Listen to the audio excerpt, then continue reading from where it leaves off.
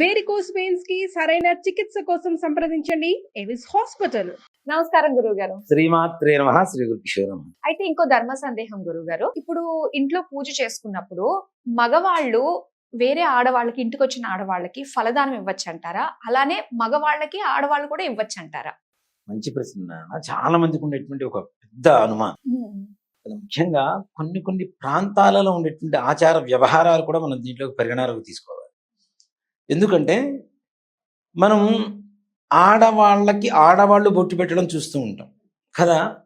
కొన్ని ప్రాంతాలలో, ముఖ్యంగా మన తెలంగాణలో ఆడవాళ్ళకి మగవాళ్ళు ఎవరైనా బొట్టు పెడుతూ ఉంటారు, మగవాళ్ళకి ఆడవాళ్ళు బొట్టు పెడుతూ ఉంటారు. అసలు విధానం ఇది కాదు. భగవంతుడు చెప్పింది ఏంటంటే, భార్యాభర్తలు అన్న ఒక బంధం ఏదైతే ఉందో, సాక్షాత్తు భగవంతుడు దిగి వచ్చిన ఆయన స్పర్శ ఆడవాళ్ళకి, వివాహమైనటువంటి ఆడవాళ్ళకి తగలకూడదు అనేటువంటిది శాస్త్రం. అందుకని కాళ్ళు ముట్టుకోవద్దు, ఎవరిని కూడా దూరంగా దండ పెట్టమని చెప్పు కదా. అలాంటిది అసలు మన హిందూ ధర్మంలో కొన్ని ప్రాంతాల్లో చూడండి, వివాహం చేసేటప్పుడు తప్పనిసరిగా బొట్టు పెట్టిస్తారు. అవునా? బొట్టు పెట్టడం అంటే వివాహం చేసుకున్నట్టే కదా. ఇప్పుడు బావ వరుస అయిన వాళ్ళు, మరిది వరుస అయిన వాళ్ళు, అంటే భావన ఏదైనా కావచ్చు, అక్కడ వరస అనేది కూడా మనం ప్రధానంగా తీసుకోవాల్సిన విషయం అది. కాబట్టి బొట్టు పెట్టడం ఆడవాళ్ళకి మగవాళ్ళు పెట్టడం అనేది నిషిద్ధం. ఆడవాళ్ళు కూడా పరాయి మగవాళ్ళకి బొట్టు పెట్టడం కూడా నిషిద్ధమే. దాంట్లో ఏ మాత్రం కూడా సందేహం లేదు. కానీ ఫలప్రదానం ఏదైతే, ఫలం తాంబూలం ఇవ్వచ్చా అనేటువంటి విషయానికి వస్తే, ఇక్కడ ఆడవాళ్ళు చేసేటువంటి నోములు వ్రతాలు ఏవైతే ఉన్నాయో, 64 రకాల నోములు వ్రతాలు ఉన్నాయి ఆడవాళ్ళు చేసేటువంటివి. స్త్రీల వ్రత కథలు అని చెప్పి 64 రకాలు ఉంటాయి. వాటిల్లో కూడా చాలా విశేషమైనటువంటి ఉంటాయి. అది కూడా సేమ్ సనాతన ధర్మమే, వేరే ఏం లేదు. మనిషి తోటి వాళ్ళతో స్నేహపూర్వకంగా ఉండడం కోసం చేసుకునేటువంటి ప్రక్రియల్లో పూజ రూపంలో మనకు అందించారు చాలా వరకు కూడా. ఇప్పుడు చిట్టి బొట్టు నోము, రోజు ఫలప్రదానం, ఇట్లాంటి నోములు కొన్ని ఉన్నాయి. చిట్టి బొట్టు నోము అంటే ప్రతి రోజు కూడా ఒక ముత్తైదువుకి వెళ్ళి బొట్టు పెట్టి రావాలి. ఈ తాంబూలం, పువ్వు తాంబూలం అంటారు దాన్ని, వ్రతాన్ని.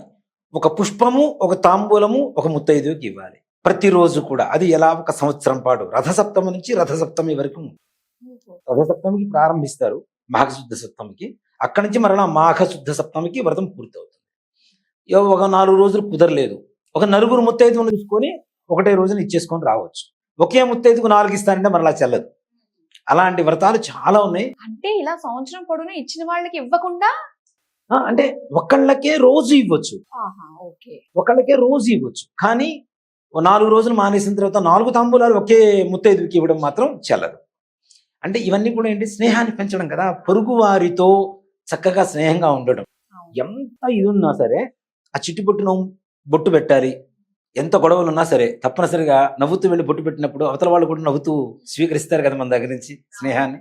అంటే స్నేహాన్ని జనాల్లో పరిచయాలు ఇవన్నీ కూడా ఎక్కువగా పెంచడం కోసం చేసినటువంటి పూజలు, వ్రతాలు, నోములు ఇవన్నీ కూడాను దేవతలు అనుగ్రహంతో పాటు మనకు కావలసినటువంటి స్నేహాన్ని కూడా అందించడమే ఈ నోములు, వ్రతాల యొక్క పరమార్థం.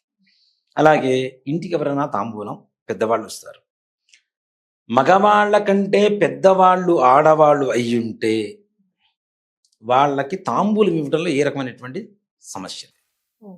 అలాగే పేరంటాళ్ళు అంటే ఇప్పుడు వరలక్ష్మి వ్రతము, మంగళగౌరీ వ్రతము జరుగుతూ ఉంటుంది. కానీ దాంట్లో మగవాళ్ళ ప్రమేయం లేదు ఎక్కడా కూడా. ఓ మాట చెప్పాలంటే ఆడవాళ్ళకి మాత్రమే వాళ్ళ కాళ్ళు చక్కగా పసుపు పూసి బొట్టు పెట్టి వాళ్ళకి తాంబూలం ఇవ్వడం అనేది జరుగుతుంది, మంగళగౌరి కానీ వరలక్ష్మి వ్రతంలో కానీ కదా. అక్కడ మగవాళ్ళ ప్రమేయం లేదు అసలు.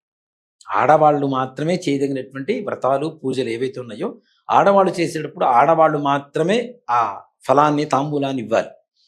ఇంటికి ఏదైనా గౌరవంగా వస్తే, పేరెంటం కాకుండా మామూలు గౌరవంగా బంధువు చూపుగానో లేదంటే బంధువులు గానో స్నేహితులు గానో వస్తే, ఈ ఇంటి మగవాళ్ళ కంటే పెద్దవాళ్ళైనటువంటి ఆడవాళ్ళకి తాంబూలం ఇచ్చి దండం పెట్టడంలో ఏమాత్రం కూడా తప్పు లేదు. అంటే ఇంటికి వచ్చిన పెద్దవాళ్ళకి మాత్రమే, వీళ్ళకంటే పెద్దవాళ్ళకి మాత్రమే ఇవ్వాలి.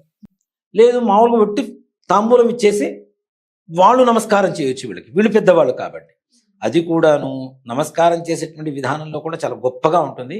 జ్ఞానేంద్రియాలు 5, పంచేంద్రియాలు 5, 2 కలిపితే నమస్కారం. ఈ అంటే 10 కలిపి నమస్కారం చేస్తున్నాం.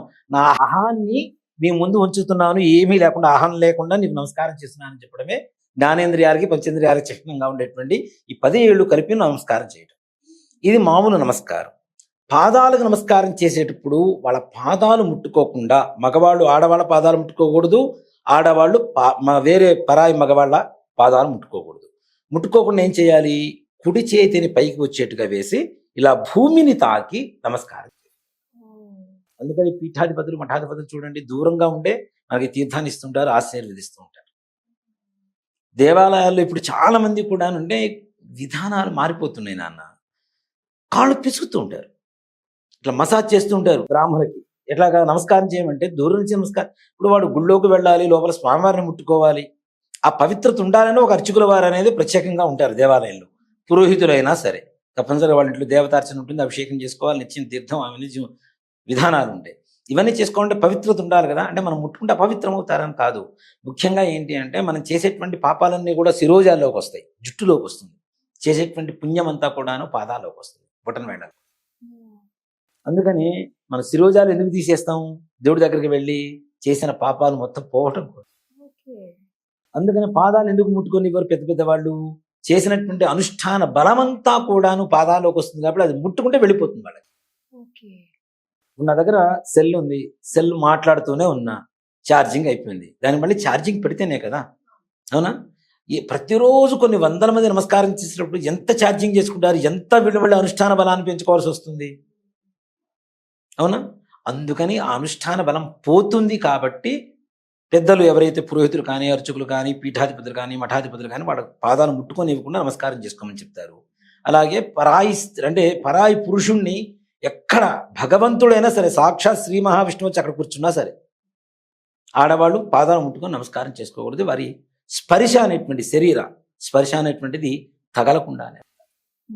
కాబట్టి ఇక్కడ తాంబూలం ఇవ్వడం అనేది పెద్ద సమస్య కాదు. పేరంటాళ్ళ విషయంలో ఆడవాళ్ళు మాత్రమే ఇవ్వాలి. ఆడవాళ్ళకి పేరంటాళ్ళు అని చెప్పి పిలుస్తున్నాము అంటే అక్కడ మంగళగౌరి స్వరూపము, మహాలక్ష్మి స్వరూపంగానో చూస్తున్నాం కాబట్టి వాళ్ళు పాదాలు ముట్టుకోవాలి, పసుపు పూయాలి, బొట్టు పెట్టాలి, అప్పుడు తాంబూలం ఇవ్వాలి. అది మగవాళ్ళు ఎలా చేస్తారు? బొట్టు పెడుతున్నారంటే పెళ్లి చేసుకున్నట్టే కదా, తప్పు కదా అది. కాబట్టి పేరంటాళ్ళకి మగవాళ్ళు ఇవ్వకూడదు. ఒకటి, ఇంటికి ఎవరన్నా పేరంటాల సమయంలో మగవాళ్ళు వస్తే మగవాళ్ళకి మగవాళ్ళు ఇచ్చుకోవచ్చు, ఆడవాళ్ళు కూడా ఇవ్వచ్చు. దూరం నుంచి నమస్కారం చేసుకుని ఇవ్వాలి తప్పితే ఈ రకమైనటువంటి పరస్పరమైనటువంటి స్పర్శ అనేటువంటిది మాత్రం ఎక్కడా తగలకూడదు అని చెప్పేదే మన శాస్త్రం. అంటే చూడండి, భగవంతుడి కంటే గొప్పవాడు ఎవరు అంటే భర్త. అందుకనే కదా భగవంతుడు వచ్చిన ముట్టుకోవద్దని చెబుతున్నాం, భర్తని మాత్రమే. అందులో ఇంకోటి కూడా నాన్న, ఆడవాళ్ళ చేతుల్లో శుక్రుడు ఉంటాడు. శుక్రుడు అంటే ఐశ్వర్యాన్ని ఇచ్చేటువంటి వాడు. మనం అందుకనే చూడండి, ఎవరికైనా అదృష్టం పడితే శుక్రమహార దశ పట్టింది రా అని చెబుతుంది, అవునా? మగవాళ్ళ కాళ్ళలో శనీశ్వరుడు. ఈ శనీశ్వరుడు ఎందుకు ఉంటాడు? మగవాళ్ళ కాళ్ళలో అందరి కాళ్ళలో ఉంటాడు కదా. అంటే నిజంగా ఒక మాట చెప్పాలి అంటే, ఎవరైతే పాదయాత్ర చేస్తారో రాజకీయ నాయకులు వాళ్ళు ముఖ్యమంత్రులు అవుతూనే ఉన్నారు, మనం చూస్తూనే ఉన్నాం, అవునా? ముఖ్యంగా ఏంటి అంటే మన శరీరంలో ప్రతి ఒక్క అవయవానికి ఒక్కొక్క గ్రహం అధిపతిగా ఉంటుంది. ఇక్కడ మోకాళ్ళ దగ్గర నుంచి ముఖ్యంగా పాదభాగం వరకు శని అధిపతిగా ఉంటాడు. ఆయన మూమెంట్ అంటే గ్రహాల చలనం జరుగుతుంది కాబట్టి వాళ్ళకి విజయం చేకూరుతూ ఉంది. పాదయాత్ర చేసేదానికి పాదాలతోనే చేస్తారు కదా, కాబట్టి అక్కడ శనీశ్వరుడి కదలిక జరుగుతుంది కాబట్టి శనీశ్వరుడు అనుగ్రహం కలుగుతుంది, వాళ్ళకి తొందరగా విజయం చేకూరుతుంది. కాబట్టి నవగ్రహాలలో శని శుక్రుడు ఉన్నంత మిత్రత్వం ఏ గ్రహాలు ఉండవు. మరలా తర్వాత చంద్రుడు గురుడు అని చెప్పుకుంటాం. ముందు ముఖ్యంగా అతి స్నేహంగా ఉండేటువంటి గ్రహాలు ఈ రెండే మిత్రగ్రహాలు, శని శుక్రుడు. ఆడవాళ్ళ చేతిలో ఉండేటువంటి శుక్రుడు మగవాళ్ళ చేతిలో ఉండేటువంటి శనిని తాకుతూ ఉంటే ఆ ఇంట్లో అష్టైశ్వర్యాభివృద్ధి కలుగుతుంది గ్యారంటీగా. అందుకనే లక్ష్మీదేవి ఇప్పటికి ఎక్కడ ఉంటుంది? విష్ణుమూర్తి పాదాల దగ్గరే ఉంటుంది, అవునా? మరి అందుకనే లక్ష్మీదేవి అని పిలుస్తున్నాం. ఆవిడ అనుగ్రహం కావాలని కోరుకునే మనం భర్త పాదాలు నొక్కితే తప్పేంటి? అవునండి, అది ఇన్సల్ట్ కాదు కదా. నిజంగా ఇంట్లో ఆ పాదాలు ముట్టుకున్నప్పుడు ఆ మగవాళ్ళకు పుట్టేటువంటి ప్రేమ కూడా నాన్న, ఆ ప్రేమ వేరే ఉంటుంది. ఇప్పుడు కాళ్ళు నొప్పులు ఉన్నాయి, వచ్చేసి అంతే పడుకోవాలి అంటే నిజంగానే బాధేస్తుంది, అవునా? ఆ సమయంలో ఆడవాళ్ళు చక్కగా కాళ్ళు నొక్కుతుంటే ఎంత ప్రేమ వస్తుంది భర్తకి, అవునా కదా? కాబట్టి ఆ విధంగా మానసికంగా కూడా సంతృప్తికరంగా ఉంటుంది వాళ్ళ జీవన విధానం.